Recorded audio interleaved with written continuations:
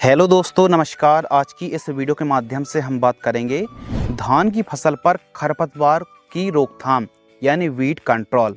और weed control करने के लिए सबसे बेस्ट खरपतवार नाशक दवाई। अब एक दवाई उतना अच्छा काम नहीं कर पाती है तो हम कॉम्बिनेशन मिलाकर स्प्रे करेंगे ताकि चौड़ी पत्ती और सकड़ी पत्ती के खरपतवार। अब आपको ही पता है कि धान की फसल पर बोखना जो नागर मोथा आता है या फिर जो छतरी वाला मोथा है, इसको और शामा खरपतवार को कंट्रोल करने के लिए काफ़ी यह जिद्दी खरपतवार और आसानी से जाते भी नहीं हैं। खरपतवार तो और भी होते हैं, तो सभी खरपतवार की हम बारी बारी से बात करेंगे और धान की फसल पर खरपतवार को कैसे कंट्रोल आप कर सकते हैं। हमारे एरिया पर जो धान की खेती होती है, ज़्यादातर खेत की तैयारी करके खेत की मचाई, खेत की पडलिंग कराने के बाद प्लांटेशन किया जाता है। तो उन एरिया पर ज़्यादा खरपतवार नाशक का स्प्रे नहीं करना पड़ता है। बस 60 दिन के आसपास की हमारी धान की फसल होती है, तो उस समय यदि खरपतवार कहीं कहीं दिख रहा है तो इस प्रकार मजदूरों की मदद से खरपतवार को बाहर करा देते हैं, जो कि बहुत हल्के फुल्के होते हैं, लेकिन कराते ज़रूर हैं और खर्चा भी ज़्यादा नहीं आता है। लेकिन कुछ किसानों के खेतों में खरपतवार का प्रकोप ज़्यादा रहता है। यदि बरसात ज़्यादा नहीं होती है तो धान पर बहुत ज़्यादा खरपतवार उगते हैं, या फिर आपने सीधी बिजाई करी है तो अभी खरपतवार एक बड़ी समस्या है। तो यदि देखिए थोड़ा बहुत खरपतवार का जमाव है तो मज़दूरों की मदद से आप खरपतवार को बाहर निकाल सकते हैं। लेकिन जब ज़्यादा ही खरपतवार का जमाव है और हमारी फसल चाल बढ़वारी बहुत कमज़ोर है, या फिर धान की फसल ही नहीं दिख पा रही है, खरपतवार इतना ज़्यादा जमाव हो गया है कि फसल की चाल ग्रोथ बढ़वार भी रुक गई है, तो ऐसी कंडीशन पर सही समय पर सही दवाई और सही मात्रा के साथ खरपतवार नाशक का स्प्रे किया जाएगा तो उसका रिजल्ट भी हमको भरपूर मिल पाएगा। तो आइए धान की फसल पर देखिए, एक वीडियो हमने बहुत पहले अपलोड कर दी थी जब प्लांटेशन हो रही थी, कि जो प्लांटेशन के बाद जो खरपतवार नाशक स्प्रे की जाती प्री इमर्जेंट प्रेटिलाक्लोर जो 37% EW फॉर्म में आती है, जैसे रिफिट प्लस, बहुत सारी दवाइयाँ आती हैं जो कि तुरंत आप दवाइयों को ऐसा खोल करके पूरे खेत में छिड़काव कर देंगे तो पूरे खेत में वह फैल जाती है और खरपतवार का जवाब नहीं हो पाता है। अब कुछ किसानों ने उस वीडियो को देखी है, कुछ स्प्रे करने के बाद भी स्प्रे नहीं कर पाए हैं और कुछ ने स्प्रे कर ली।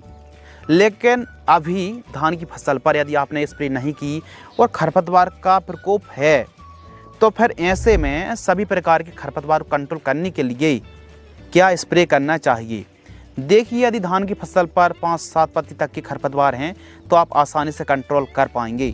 और चौड़ी और सकड़ी पत्ती को कंट्रोल करने के लिए आइए कॉम्बिनेशन के बारे में बात करते हैं।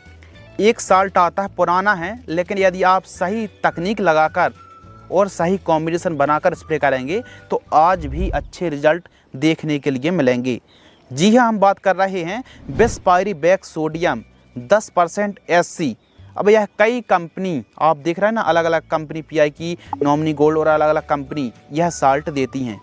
100 से 150 ml लेना है प्रति एकड़ की दर से, और इसके साथ आपको मेट सल्फ्यूरॉन मिथाइल और क्लोरम्यूरान इथाइल 10% जो WP फॉर्म में आती है, यह साल्ट आपको अलग अलग कंपनी दे रही हैं।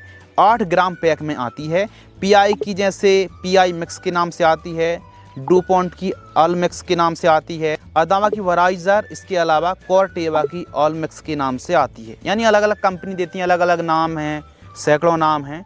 तो किसी भी कंपनी का आप 8 ग्राम जो मेट सल्फ्यूरॉन और क्लोरम्यूरान इथाइल का कॉम्बिनेशन आता है, इसको आप 8 ग्राम ले सकते हैं। 200 लीटर पानी में घोल करके स्प्रे करना है। चौड़ी और सकड़ी पत्ती के खरपतवारों को काफ़ी हद तक कंट्रोल कर पाएगा। यह हल्के फुल्के कॉम्बिनेशन के लिए है। एक और ताकतवर जो कॉम्बिनेशन है उसके बारे में हम समझते हैं। एक कॉम्बिनेशन आता है कॉर्टेवा कंपनी का जो नोवेलेक्ट के नाम से आता है। ये भी काफ़ी बढ़िया प्रोडक्ट है, नया है, मार्केट में नया है, लेकिन काम बहुत अच्छा कर रहा है। 500 ml प्रति एकड़ की दर से स्प्रे करना है। इसमें यह दोनों साल्ट का कॉम्बिनेशन है। 500 ml 200 लीटर पानी में घोल करके।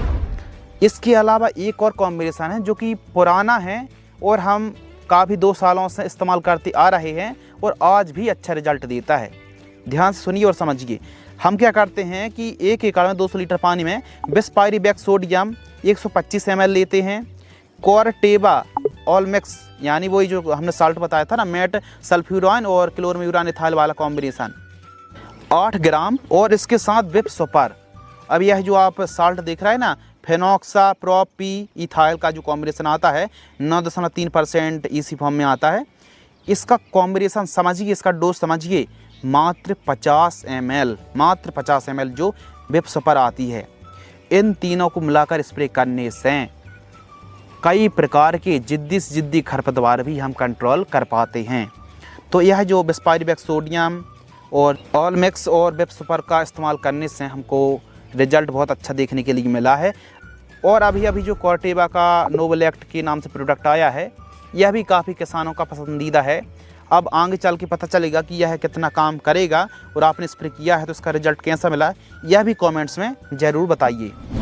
चौथा जो कॉम्बिनेशन है PI की नॉमिनी गोल्ड यानी बिस्पायरिक सोडियम जो आती है 100 ml, और पायराजोसल्फ्यूरॉन जो आती है 12 ग्राम।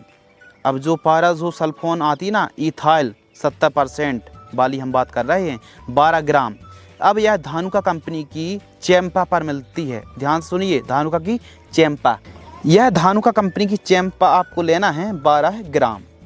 200 लीटर पानी घोल करके इसको स्प्रे कर सकते हैं। तो इस वीडियो के माध्यम से हमने 4 कॉम्बिनेशन के बारे में बात करी।